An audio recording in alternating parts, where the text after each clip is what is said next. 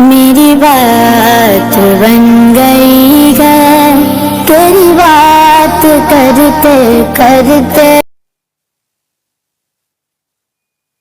मिंबर stage पर बैठे उलमाए किराम, सामने बैठे सामाईन किराम, पर्दा नशी ख़वातीन इस्लाम,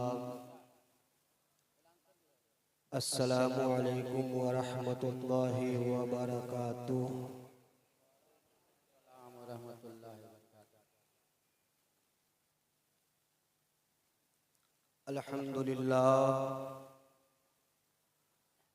अल्हम्दुलिल्लाहि रब्बिल आलमीन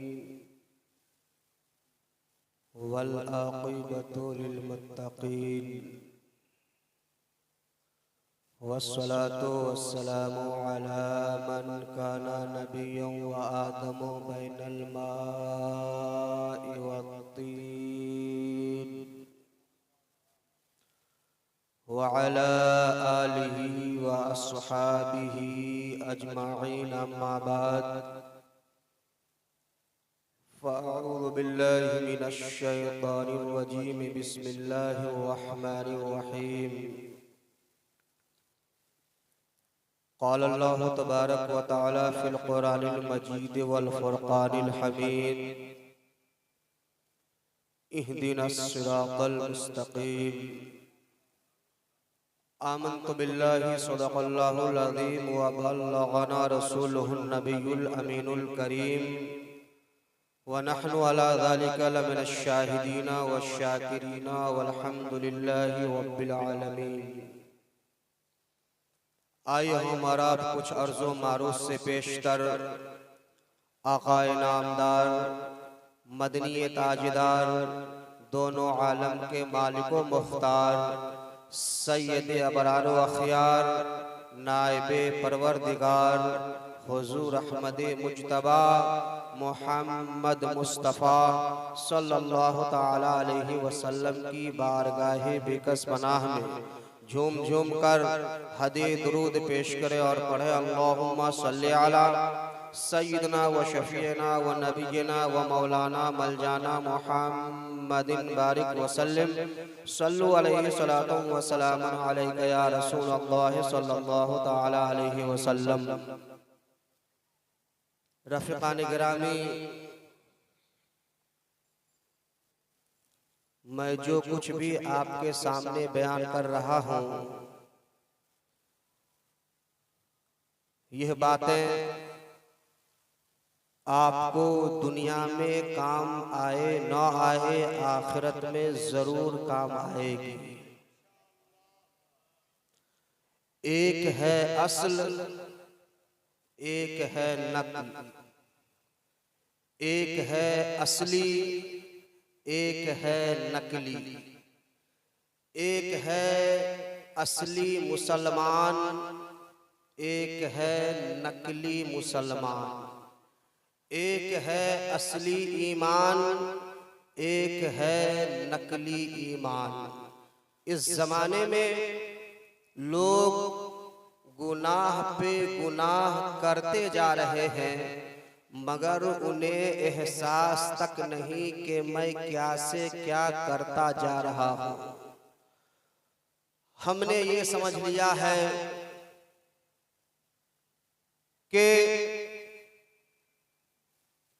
जिसने नबी का नाम ले लिया वो नबी से मोहब्बत करने वाला है।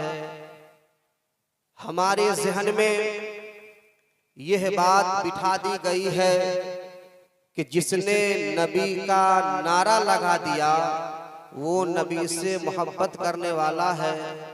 हमारे ज़हनों में ये बसा दिया गया है कि जिसने नबी के नाम का जलसा कर लिया वो नबी से मोहब्बत करने वाला है।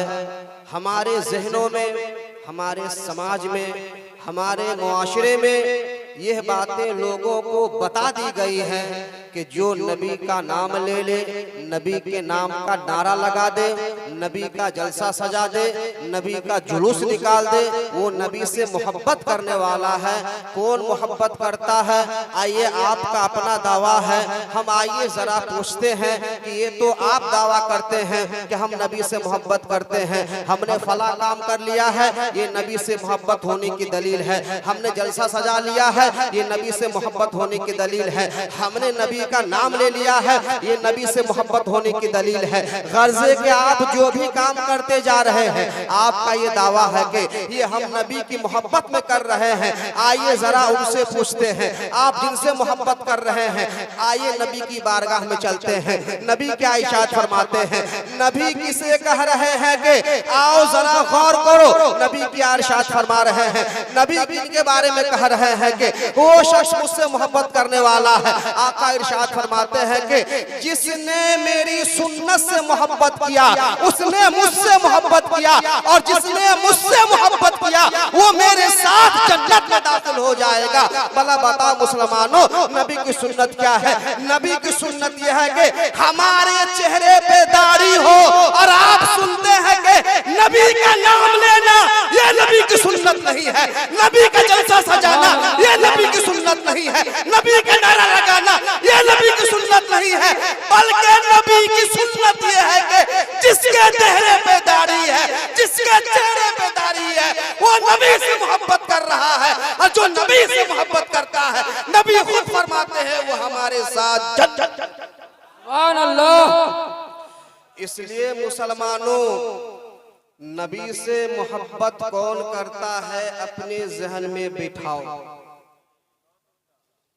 आप दुनिया में देखते हैं किसी पुलिस की पेशानी पे, किसी पुलिस के माथे पे नहीं लिखा होता है कि ये पुलिस है। किसी आर्मी के ड्रेस पे, किसी आर्मी के माथे पे ये नहीं लिखा होता है कि यहाँ का आर्मी है। इसलिए कि आप जानते हैं कि जो यहाँ की पुलिस होती है उसकी एक वर्दी हुआ करती है, उसकी एक पहचान हुआ करती है, उसकी एक शनाख्त हुआ करती है।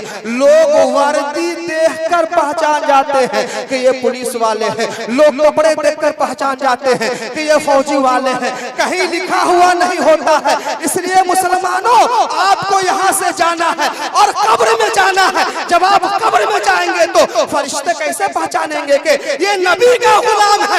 इसलिए कि आपके चेहरे पे दाढ़ी नहीं है, आपके पास पहचान नहीं है। फरिश्ते देखकर समझ जाएंगे कि ये नबी का गुलाम नहीं है, ये नबी का गद्दार है। इसलिए कि नबी का गुलाम होता तो इसके चेहरे पे जरूर क्या पहचान लेकर जाओगे? कब्र में जाओगे, फरिश्ते कहेंगे चेहरे पे दाढ़ी नहीं है, ये कोई अपना नहीं लग रहा है। इसलिए कि जो अपना होता है उसकी पहचान होती है, और जिसकी पहचान नहीं होती है वो अपना नहीं। ये मुसलमानों, सब कुछ दुनिया ही नहीं है। आपको यहाँ से जाना है, आप सिर्फ दुनिया की फिक्र ना करें। आपको कब्र में जाना है, आपके पास फरिश्ते आएंगे, देखकर कह देंगे कि ये नबी का गुलाम नहीं है। तब आप जाकर क्या करेंगे? आज हमें ये बता दिया गया है, सिर्फ ये बताया जाता है कि फरिश्ते कब्र में आएंगे तो सवाल करेंगे, मन रब का, तेरा रब कौन है? माँ दीनों का, तेरा दीन क्या है? और हमने क्या कह लिया है? अरे फरिश्ते सवाल करेंगे, हम जवाब दे देंगे कि मेरा रब कौन है, मेरा दीन क्या है। भला बताओ मुसलमानों, आप कैसे जवाब देंगे? आपसे पूछा जाएगा कि तुम्हारा रब कौन है?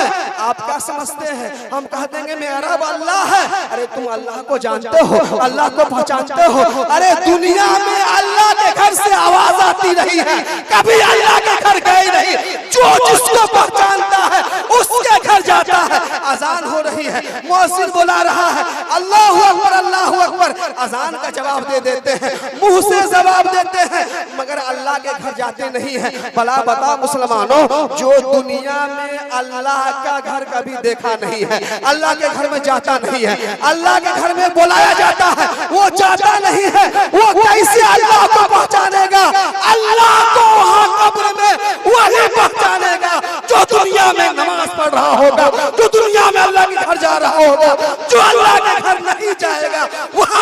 को वो नहीं पहचानता। सुभान अल्लाह, सुभान अल्लाह। इसलिए कि दोस्ती मोहब्बत उससे होती है जिसके घर लोग आते जाते हैं। आप जरा गौर करें, अगर दुनिया में आपका कोई दोस्त है, आप उससे मोहब्बत करते हैं, क्या उसके घर नहीं जाते हैं? अरे दोस्त बुलाएगा 10 मरतबा, लोग दौड़ कर जाते हैं। अल्लाह के घर से आवाज आती है, 5 मरतबा लोग नहीं जाते हैं। और ये वो मुब्तला हो चुके हैं, वो ये सोच रहे हैं कि हम अल्लाह को पहचानते हैं। नहीं मुसलमानों, खबर में तुम जवाब नहीं दे सकोगे कि मेरा रब कौन है, इसलिए कि जब तक तो रब को जाना ही नहीं, रब को पहचाना नहीं, रब के घर गए नहीं, अल्लाह के घर गए नहीं, तो अल्लाह को कैसे पहचानोगे? इसलिए मुसलमानों, अल्लाह के घर में जाओ, रब से राबता बनाओ। जब रब से राबता बनेगा तो कब्र में भी अपने रब को पहचान। इसलिए मस्जिदों को आबाद करें, रब को पहचाने, रब के घर में जाकर झुके। शबे मेराज की रात आने वाली है और आप सुन रहे हैं कि अल्लाह तबारक व तआला ने अपने बंदों पर जितने अहकामात नाजिल फरमाए, हर एक को जमीन पर उतारने के बाद उसे नाफिज फरमाया। मगर नमाज एक ऐसा हुक्म है, एक ऐसा अतिया है रब की तरफ से, जिसे अल्लाह ने अपने महबूब को मक्का और मदीना में नहीं बल्कि अपने पास ला मकाम में बुला करके उससे नवाजा है। आप जरा गौर करें, हम रोजा रखते हैं, बड़ी पाबंदी से रखते हैं। ये हुक्म कहाँ नाजिल हुआ है? ये जमीन पर नाजिल हुआ है। हम ज़कात देते हैं, हुक्म कहाँ नाजिल हुआ है? जमीन पर नाजिल हुआ है। हम सदका खैरात करते हैं, हुक्म कहाँ नाजिल हुआ है? जमीन पर नाजिल हुआ है। कर्जे के हम जो भी काम करते हैं वो सारे अहकामात जमीन पर नाजिल हुए हैं। नमाज एक ऐसा हुक्म है जिसे रब ने महबूब को अपने पास बुला करके अता। आखिर ये शबे मेराज का नमाज से क्या ताल्लुक है? देखें, जब सरकार शबे मेराज तशरीफ ले जाते हैं तो आका फरमाते हैं कि अल्लाह मुझे जो रिफातें, बरकतें, अज़मतें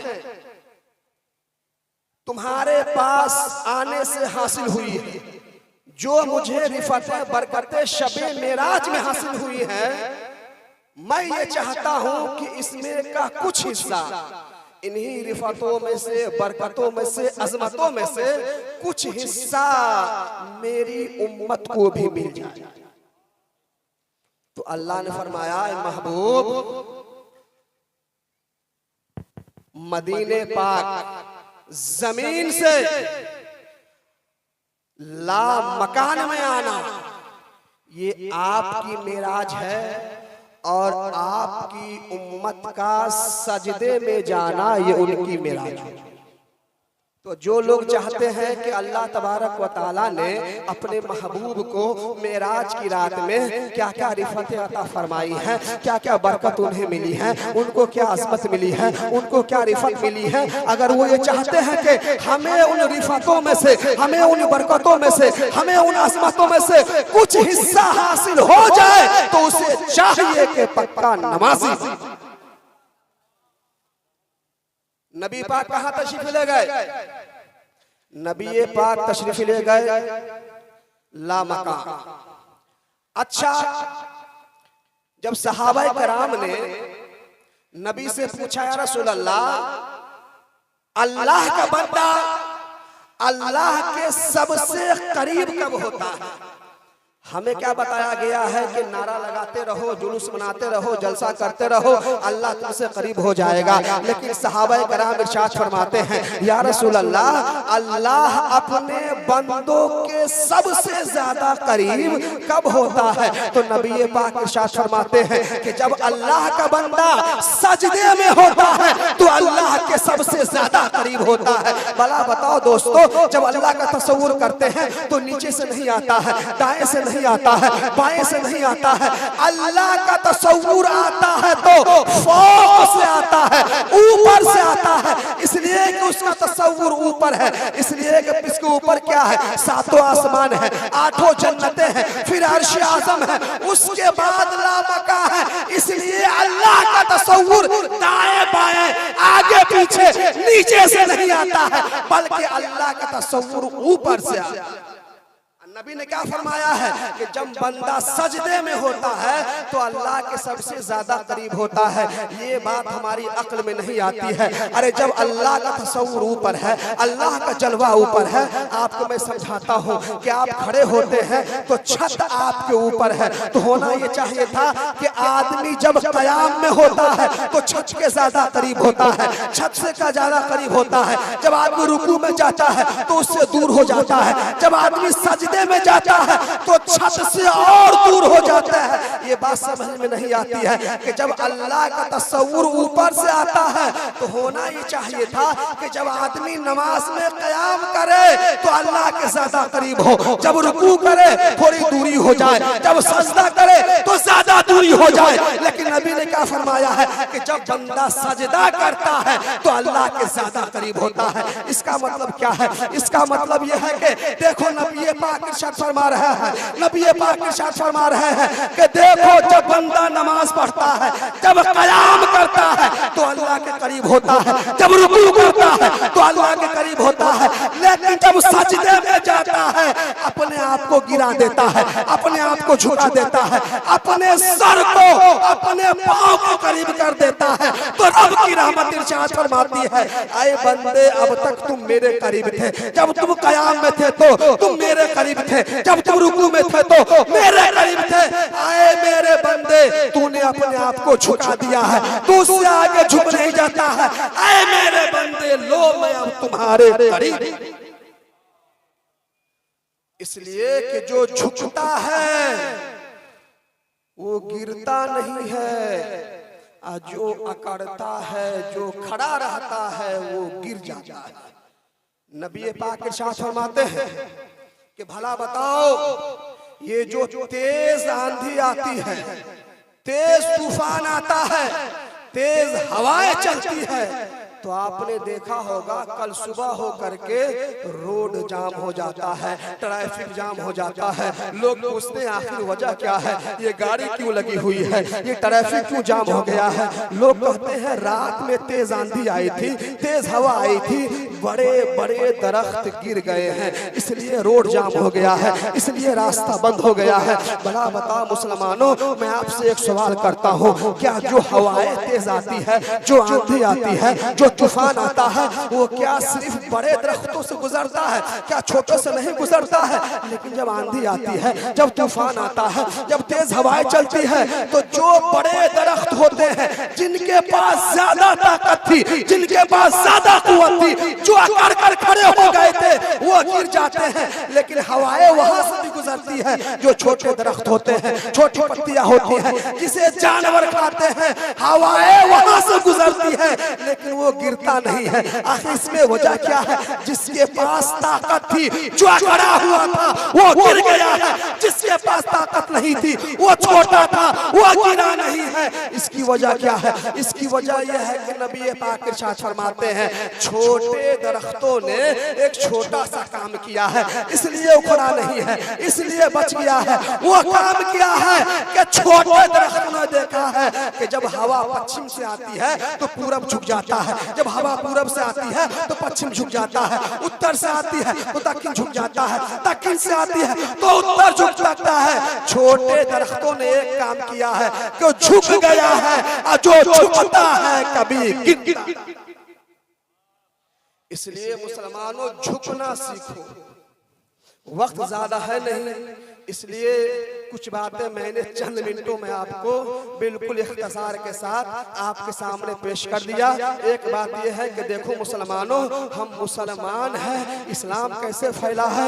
इस्लाम फैला है हमारे अखलाक से, इस्लाम फैला है हमारे किरदार से, इस्लाम फैला है हमारे आमाल से। आज हम कितनों बोलते रह जाएंगे, स्टेज पर चिल्लाते रह जाएंगे, लेकिन इससे वो तबलीग नहीं हो सकती है जो तबलीग की हमारे अमल से हो सकती है। हमारा कौल कुछ और है, हमारा फिल कुछ और है, ये तबलीग नहीं है। इसलिए कि बुजुर्गों ने इरशाद फरमाया है, जब उनसे पूछा गया कि तबलीग किसे कहते हैं, दिन की तबलीग कैसे हो सकती है? आज हम लोग दिन की तबलीग कर रहे हैं, लेकिन कितना अमल हो रहा है, लोगों की कितनी सलाह हो रही है, इसलिए कि हमें तबलीग की तारीफ पता नहीं है। बुजुर्गों ने इरशाद फरमाया है कि तबलीग किसे कहते हैं, तो बुजुर्गों ने फरमाया है कि दीन पर अमल करना, इसे ही तबलीग कहते हैं। आज हमारा यह है कि दीन पे अमल नहीं कर रहे हैं, दीन के बारे में बयान कर रहे हैं, दीन के बारे में तकरीर कर रहे हैं, लेकिन हमारा अमल उससे खाली है। और जो इंसान अमल नहीं करता है